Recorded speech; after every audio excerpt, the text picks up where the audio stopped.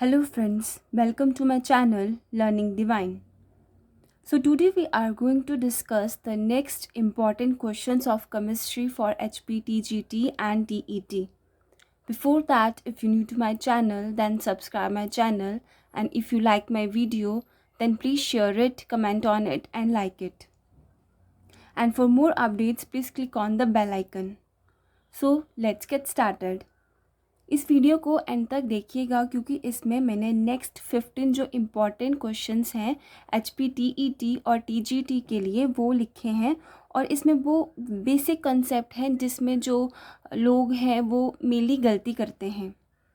Okay, हमारा first question है how many number of sodium atoms are present in 6.9 gram of sodium element. Sodium element में कितने atoms होते हैं, कितने ग्राम में? 6.9 ग्राम में कितने होते हैं? चलो इसको सॉल्व करके देखते हैं। सो फ्रेंड्स, जैसे कि हमें पता है जो नंबर ऑफ एटम्स होते हैं किसी भी एलिमेंट में वो कितने होते हैं? वो इक्वल होते हैं एवोगैड्रोस के नंबर पे। कितने होते हैं? 6.22 इंटू 10⁻23। तो number of atom present in any element is equal to Avogadro number. ठीक है, तो देखो नंबर ऑफ, यहाँ पे किसकी बात हो रही है? सोडियम की बात हो रही है। नंबर ऑफ एटम्स इन, अब देखो सोडियम का मॉलिक्यूलर मास क्या होता है? क्या होता है? सोडियम का मास या फिर एटॉमिक मास या फिर उसके मॉलिक्यूल नहीं बोल सकते, एटॉमिक मास कितना होता है? 23 ग्राम। कितना होता है? 23 ग्राम। 23 ग्राम ऑफ सोडियम कितना होता है? नंबर ऑफ एटम्स कितना होता है? एवोगैड्रो नंबर के इक्वल टू। एवोगैड्रो नंबर क्या है? 6.022 इंटू 10⁻23। तो मतलब ये है कि सोडियम, एक सोडियम की एलिमेंट में जिसका मास कितना होता है? 23 ग्राम होता है, उसमें नंबर ऑफ एटम कितने होंगे? 6.022 इंटू 10⁻23। तो देखो number of atoms in 1 gram of sodium कितना होगा? अगर सोडियम का भार 23 ग्राम है या फिर उसका मास 23 ग्राम है तो उसमें एटम 6.022 इंटू 10⁻23 है। तो जब उसका भार या फिर जो मास है वो 1 ग्राम होगा तो कितने एटम्स होंगे उसमें? 6.022 इंटू 10⁻23 अपॉन 23। ठीक है, तो हमने यहाँ पे क्वेश्चन में कितना दिया है, कितने का निकालना है हमने? 6.9 ग्राम का। कितने का? 6.9 ग्राम का ऑफ सोडियम। तो हम इसको कैसे निकालेंगे? 6.9 multiply by 6.022 into 10⁻23 upon 23। Okay friends, अब देखो 23 के टेबल में 69 आता है। 23 3 ज़ा 69, तो यहाँ पे पॉइंट है तो यहाँ पे ऐसे आएगा। ठीक है, जब हम 6.022 को मल्टीप्लाई करेंगे 0.3 से तो क्या आएगा?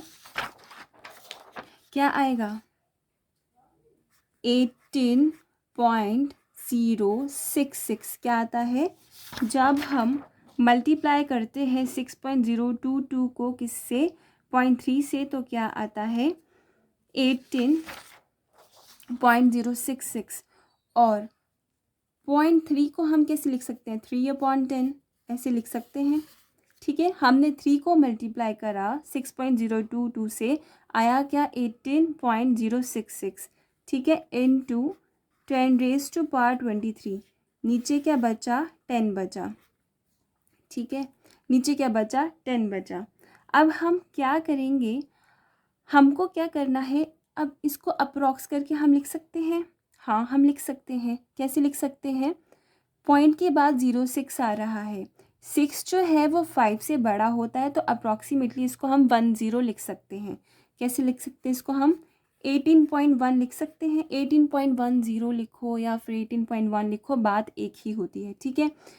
इस ज़ीरो से एक ज़ीरो कैंसिल आउट हो गया तो क्या हुआ, 10⁻22, ठीक है। 18.1 इंटू 10⁻22।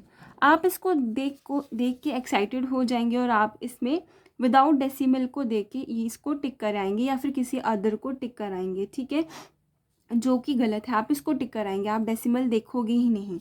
बट हमको ये जो चीज़ें हैं हमेशा स्टैंडर्ड टर्म में लिखनी पड़ती हैं। किस टर्म में लिखनी पड़ती है, स्टैंडर्ड टर्म में लिखनी पड़ती है। जहाँ पे जो पॉइंट होता है, डेसिमल होता है, वो एक डिजिट के बाद आता है, मतलब इसके बाद आता है, इसके बाद। अब हमको डेसिमल 1 के बाद लेना है तो हम क्या करेंगे, हम जो है 10 को डिवाइड करेंगे। अगर हमने इसको डिवाइड करा है तो हम इसको 10 से ही मल्टीप्लाई करेंगे। आंसर क्या आएगा, 1.81 इंटू 10⁻23 एटम्स। क्या है, 1.81 into 10⁻23 atoms. So how many number of sodium atom are present in 6.9 gram of sodium element? इसका आंसर है 3, 1.81 इंटू 10⁻23 एटम्स। ओके फ्रेंड्स, हमारा नेक्स्ट क्वेश्चन है, the maximum number of electron in an energy shell, energy level of an atom can be predicted by formula. हम कैसे बता सकते हैं कि किसी एनर्जी शेल या फिर एनर्जी लेवल में how many number of electrons हैं, हम इसको कैसे बता सकते हैं। तो फ्रेंड्स, जब भी हम ऐसे हमें जानना हो कि इस शेल में या फिर इस एनर्जी लेवल में कितने नंबर ऑफ इलेक्ट्रॉन्स आएंगे, हम एक फार्मूला का यूज़ करते हैं। किस फार्मूला का यूज़ करते हैं, 2n²। इस फार्मूला का हम यूज़ करते हैं। हमारे पास कितने शेल है, KLMN, ठीक है। एन यहाँ पे क्या है, नंबर ऑफ शेल, क्या है, नंबर ऑफ शेल। अब के केस में कितने नंबर ऑफ शेल, 1 शेल है, फर्स्ट शेल है, ठीक है। 2 फर्स्ट शेल है, स्क्वायर क्या आया, 2 आया, 2 इलेक्ट्रॉन्स। तो के शेल में कितने इलेक्ट्रॉन्स होते हैं, 2 इलेक्ट्रॉन्स। इस फॉर्मूले से हम पता लगा सकते हैं किसी एनर्जी शेल या फिर एनर्जी लेवल या फिर किसी ऑर्बिट में जो है कितने नंबर ऑफ इलेक्ट्रॉन्स आ सकते हैं। वैसे ही एल जो है वो कौन सी ऑर्बिट है, सेकंड ऑर्बिट है या फिर सेकंड शेल है। तो इसमें एन की वैल्यू क्या होगी, इसमें एन की वैल्यू 2 होगी, 2²। तो कैसा आएगा, 2 × 4 8 इलेक्ट्रॉन्स। तो एल में जो है कितने नंबर ऑफ इलेक्ट्रॉन्स होते हैं, 8 इलेक्ट्रॉन्स। और आगे भी हम ऑर्बिट्स या फिर शेल की वैल्यू भर के कितने number of electrons M shell में आते हैं या फिर कितने number of electrons N shell में आते हैं वो हम निकाल सकते हैं। तो इसका आंसर क्या है, इसका आंसर है 2x²। एक्स दे के घबरा मत जाना, एक्स एन सेम ही बात है। ओके, हमारा नेक्स्ट क्वेश्चन है, stainless steel contain of the following elements. Stainless steel is an alloy, क्या है, ये एक अलॉय है। तो ये कौन से एलिमेंट के कॉम्बिनेशन से बना है, ये किसके कॉम्बिनेशन से बना है, ये बना है कॉपर, क्रोमियम, निकल, मैंगनीज एंड आयरन के कॉम्बिनेशन से। हमारा नेक्स्ट क्वेश्चन है, which one is called Epsom salt. इनमें से किसको एप्सम सॉल्ट कहा जाता है। तो इनमें से दोस्तों मैग्नीशियम सल्फेट .7H2O को हम क्या बोलते हैं, एप्सम सॉल्ट बोलते हैं। और इसका यूज़ जो है वो पेन रिलीफ के लिए किया जाता है। अगर तुम्हारे घुटनों में दर्द है या फिर कोई भी बॉडी एक है तो आप इस सॉल्ट का यूज़ करके उसको दूर कर सकते हैं। इट इज़ अ पेन रिलीफर ऑल्सो, ठीक है। वहीं जो Na2CO3.10H2O है, ये क्या है, ये क्या है, वॉशिंग सोडा है, ये क्या है, वॉशिंग। वहीं कॉपर सल्फेट .5H2O को हम किसके नाम से जानते हैं, ब्लू विट्रॉल के नाम से जानते हैं। किसके नाम से जानते हैं, ब्लू विट्रॉल के नाम से। ओके फ्रेंड्स, हमारा नेक्स्ट क्वेश्चन है, in periodic table the element with highest electronegativity is. Periodic table में कौन से एलिमेंट की सबसे ज़्यादा हाईएस्ट इलेक्ट्रोनेगेटिविटी होती है। तो देखो, हमने पढ़ा था हमारी पिछली वीडियोस में, या फिर हम जानते हैं जब हम लेफ़्ट टू राइट जाते हैं तो इलेक्ट्रोनेगेटिविटी ऑलवेज़ क्या करता है, इंक्रीज़ करता है। क्यों इंक्रीज़ करता है? जब हम लेफ़्ट टू राइट जाते हैं तो एटॉमिक साइज़ क्या करता है, डिक्रीज़ करता है। एटॉमिक साइज़ डिक्रीज़ करने के कारण क्या होता है, उस पर न्यूक्लियर चार्ज क्या लगता है, ज़्यादा लगता है। जब न्यूक्लियर चार्ज इलेक्ट्रॉन्स पे ज़्यादा लगेगा तो वो इलेक्ट्रॉन्स को जल्दी अपनी तरफ अट्रैक्ट कर सकते हैं, इसलिए वो ज़्यादा क्या होते हैं, इलेक्ट्रोनेगेटिव नेचर के होते हैं। वहीं जो है वी हैव 18 ग्रुप, है ना, 18 ग्रुप होते हैं। आयरन जो है वो 8th ग्रुप का एलिमेंट है। वहीं जो नाइट्रोजन है वो कौन सी ग्रुप का एलिमेंट है, वो 15th ग्रुप का एलिमेंट है। क्लोरीन जो है वो 17th ग्रुप का एलिमेंट है। एंड ऑक्सीजन जो है वो 16th ग्रुप का एलिमेंट है।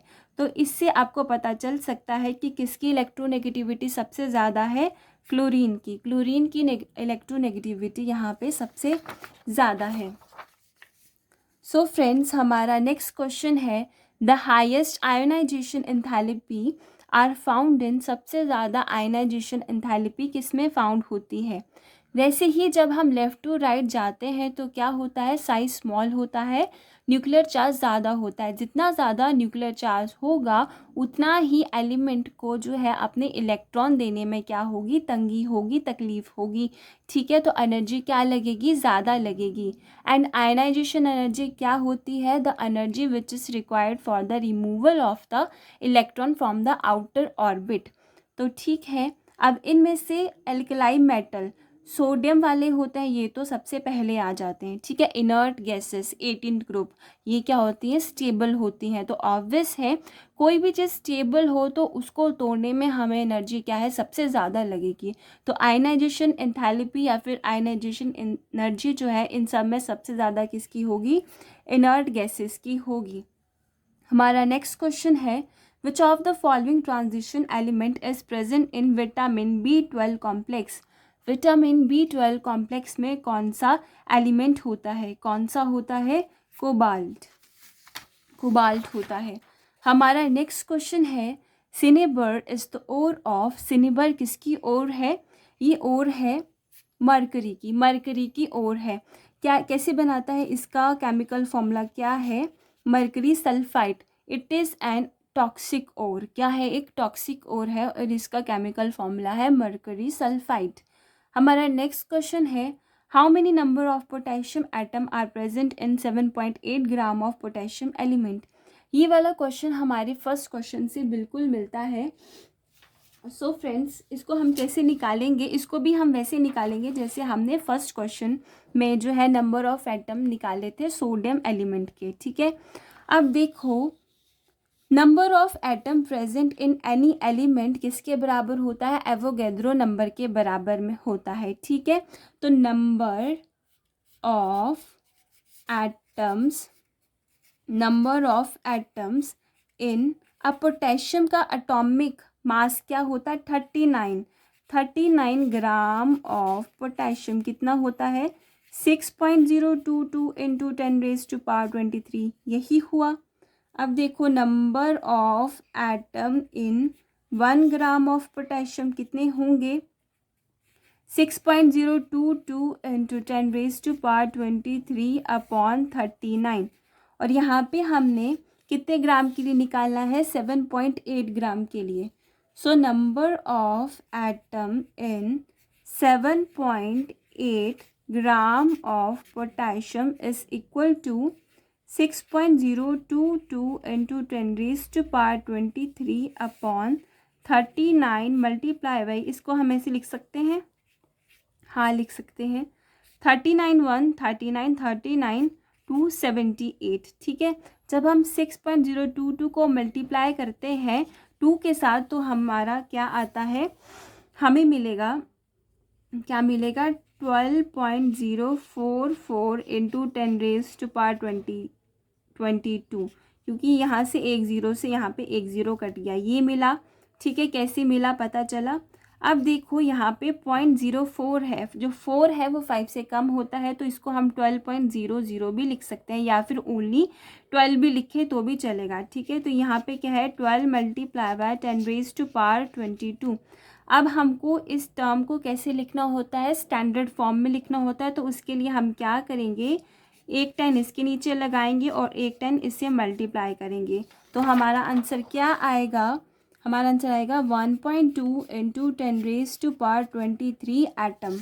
आंसर क्या आया 1.2 इंटू 10⁻23 एटम। तो how many number of potassium atom are present in 7.8 gram of potassium element, कितने हुए 1.2 इंटू 10⁻23। हमारा नेक्स्ट क्वेश्चन है isotope of which element is used for treatment of cancer. कौन से एलिमेंट का आइसोटोप यूज़ होता है कैंसर की ट्रीटमेंट करने के लिए, तो इसका आंसर है कोबाल्ट। हमारा नेक्स्ट क्वेश्चन है which is the oxidation number of carbon in acetic acid. Acetic acid में कार्बन का ऑक्सीडेशन नंबर क्या होता है। हम यहाँ पे कार्बोक्सिलिक कार्बन की बात कर रहे हैं, किसकी बात कर रहे हैं, कार्बोक्सिलिक कार्बन की बात कर रहे हैं। इससे पहले हमें एसिटिक एसिड का जो केमिकल फॉर्मूला है वो पता होना चाहिए। क्या होता है CH3COOH, क्या होता है CH3COOH, यहाँ पे H है, यहाँ पे H है, यहाँ पे H है, ये C है, डबल बॉन्ड ऑफ OH ये है। हमें किसका फाइंड आउट करना है, इसका फाइंड आउट करना है, ठीक है। अब देखो फ्रेंड्स, यहाँ पे क्या है, हाइड्रोजन, इसका क्या होता है +1, इसका होता है +1, इसका होता है +1। इस एल्काइल को न्यूट्रल करने के लिए इसका क्या होना चाहिए, इसका क्या होना चाहिए, इस एल्काइल को न्यूट्रल करने के लिए इसका क्या होना चाहिए -3, क्योंकि जब हम 3 +1 इसमें लगाएंगे तो ऑब्वियस है इस कार्बन का ऑक्सीडेशन नंबर क्या होगा, -3 होगा, ठीक है। अब जब -3 और +3 एक दूसरे के साथ मिलेंगे तो कट करके क्या होगा 0, तो इस चीज़ से हमें कितना मिला 0, ठीक है। ये वाला ऑक्सीजन -2 लगाएगा, ये वाला ऑक्सीजन -2 लगाएगा, ये वाला हाइड्रोजन +1 लगाएगा, ठीक है। 0 + x -2 +1 = 0, क्या आया -4 + 1 = 0, x -3 = 0 एंड x की वैल्यू क्या आई +3। तो इस वाले कार्बन का ऑक्सीडेशन नंबर क्या हुआ +3। अगर आपको पूछे कि एल्काइल कार्बन का क्या है तो -3 होगा, और अगर आपको पूछे कि दोनों कार्बन का क्या है तो 0 होगा, क्योंकि -3 +3 दोनों से कट करेंगे और 0 आएगा। और इसको निकालने का एक और तरीका भी है, वो तरीका क्या है, अगर आपको सीधा पूछे कि कार्बन एटम का जो है वो ऑक्सीडेशन नंबर क्या होगा एसिटिक एसिड में, तो सिर्फ कार्बन एटम का, ये वेरीफाई ना करा हो कि कौन सा कार्बन एल्काइल कार्बन होगा या फिर कार्बोक्साइल कार्बन होगा, ऐसा कुछ भी ना दिया हो, तो आप कैसे निकालोगे। हमें पता है इसका केमिकल फॉर्मूला COOH, हम ऐसे लिख सकते हैं C2H4O2 ऐसे लिख सकते हैं हम, हाँ हम लिख सकते हैं। हमको किसका निकालना है, इसका निकालना है। इसको कैसे लिखेंगे, 2x लिखेंगे प्लस कितने हाइड्रोजन है 4, एक हाइड्रोजन के ऊपर कितना चार्ज होता है +1, ठीक है। एक ऑक्सीजन के ऊपर कितना चार्ज होता है -2, कितने ऑक्सीजन है 2 ऑक्सीजन है, -2 = 0, क्या आया 2x + 4 -4 = 0, 4 से 4 कैंसिल आउट हुआ। जब 2x = 0 है तो x की वैल्यू क्या आई 0। जब आपको वेरीफाई ना दिया हो तो आप ऐसे निकालोगे, पर अगर आपको दिया हो कि किसका निकालना है तो आप जो है इसके केमिकल फॉर्मूला को पूरे ढंग से लिखोगे, फिर उसके बाद उसके अकॉर्डिंग आपको मिल जाएगा। तो यहाँ पे इसका क्या होगा +3 होगा, क्योंकि यहाँ पे कार्बोक्सिलिक कार्बन का पूछा है। हमारा नेक्स्ट क्वेश्चन है which of the following is pearl ash. इनमें से कौन सी जो है वो पर्ल ऐश है, इनमें से कौन सी पर्ल ऐश है, वो है potassium carbonate. Potassium carbonate is a pearl ash. उसमें से जो सोडियम कार्बोनेट है वो वॉशिंग सोडा होता है, सोडियम हाइड्रोकार्बोनेट जो है वो बेकिंग सोडा होता है, और कैल्शियम कार्बोनेट को हम चॉक भी बोलते हैं। ओके फ्रेंड्स, हमारा नेक्स्ट क्वेश्चन है व्हाट इज कार्बोजन। कार्बोजन क्या है? Carbogen is the mixture of carbon dioxide and oxygen. Carbogen क्या है? मिक्सचर है कार्बन डाइऑक्साइड एंड ऑक्सीजन का। वही जो है हम कार्बन मोनोऑक्साइड और हाइड्रोजन के मिक्सचर को क्या बोलते हैं? वाटर गैस बोलते हैं। क्या बोलते हैं? Water gas. हमारा नेक्स्ट क्वेश्चन है the angular momentum of 4p electrons is. 4p electrons का जो है वो एंगुलर मोमेंटम जो है वो कितना होगा, ये हमें निकालना पड़ेगा। ओके फ्रेंड्स, तो हमें पता है, इतना पता है कि एंगुलर मोमेंटम को किससे डिनोट करते हैं? एल से डिनोट करते हैं। इसका फॉर्मूला क्या होता है? एंगुलर मोमेंटम को निकालने का फॉर्मूला क्या होता है? H L L plus 1 upon 2 पाई। इसका फॉर्मूला क्या होता है? H L L plus 1 upon 2 पाई। ठीक है, यहाँ पे हमने किसका निकालना है? 4p ऑर्बिटल का निकालना है। ठीक है, यहाँ पे जो 4 है उसको हम n से डिनोट करते हैं। ये क्या है? प्रिंसिपल क्वांटम नंबर है। क्या है ये? प्रिंसिपल क्वांटम नंबर है। क्या है? Principal quantum number. Principal quantum number. Quantum number, ये है प्रिंसिपल क्वांटम नंबर। ठीक है, अब जो है हमने जो है वो p, अब देखो हमें क्या चाहिए? l चाहिए। तो sp_d_f। जब जो है ऑर्बिटल जो है या फिर सबशेल s हो तो वहाँ पे l की वैल्यू 0 होती है, p की वैल्यू l की वैल्यू 1 होती है, d की वैल्यू l की वैल्यू 2 होती है, एंड f की वैल्यू l की वैल्यू क्या होती है? 3। और यहाँ पे हमने कौन से सबशेल के बारे में निकालना है? p सबशेल के बारे में निकालना है। तो यहाँ पे l की वैल्यू क्या है? 1 है। तो ये कैसे निकलेगा? h1 1 + 1 अपॉन 2 पाई। इसको हम कैसे लिखेंगे? इसको कैसे लिखेंगे? 1 2 अपॉन 2 पाई। क्या आया? √2 h अपॉन 2 पाई। √2 h अपॉन 2 पाई। हम इसको ऐसे भी लिख सकते हैं। क्या था? √2 h अपॉन 2 पाई ऐसे था। हम इसको कैसे लिख सकते हैं? √2, इस 2 को हम कैसे लिख सकते हैं? √2 मल्टीप्लाई बाय √2। बात तो एक ही हुई, मतलब तो 2 ही है इसका। तो इस √2 से ये वाला √2 कैंसिल आउट हो गया। तो आंसर क्या आया? h अपॉन √2 पाई। तो इसका आंसर क्या है? ए। इसका आंसर क्या है? ए, h अपॉन √2 पाई। ओके फ्रेंड्स, हमारा नेक्स्ट क्वेश्चन क्या है? हमारा नेक्स्ट क्वेश्चन है which of the following is more acidic. इनमें से सबसे ज़्यादा एसिडिक कौन है? तो आपको सबसे पहले ये पता होना चाहिए कि किसी भी चीज़ की एसिडिटी या फिर एसिडिक कैरेक्टर जानने से पहले आपको ये पता होना चाहिए एसिडिक का मतलब क्या होता है। जो एक्वा सॉल्यूशन में जितनी जल्दी H पॉजिटिव आयन डिसोशिएट करता है, जो H पॉजिटिव आयन लूज़ करेगा बहुत जल्दी, वो क्या होगा? ज़्यादा एसिडिक होगा एज़ कम्पेयर टू बाकियों से जो है वो ज़्यादा एसिडिक होगा। जो H पॉजिटिव जो है वो ज़्यादा जल्दी क्या करेगा? लूज़ आउट करेगा। अब देखो हम इसकी बात करते हैं, ए ऑप्शन की बात करते हैं। ये क्या है? इसमें कितने अल्काइल ग्रुप है?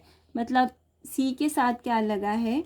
एक H लगा है, एक H लगा है, एक H, ये O है, ये H है। तो ये H जितनी जल्दी जो है वो लूज़ करेगा उतनी जल्दी जो है वो कंपाउंड एसिडिक होगा। हमारा नेक्स्ट क्या है? H2O। क्या है? H2O। इसको हम ऐसे लिख सकते हैं, हाँ लिख सकते हैं। हमारा थर्ड क्या है? इसमें जो है हमारा थर्ड क्या है? इसको हम कैसे लिख सकते हैं? इसको हम CH3 लिख सकते हैं। इस कार्बन के साथ क्या है? 2H है और ये एक O है, ये H है। हमारा फोर्थ क्या है?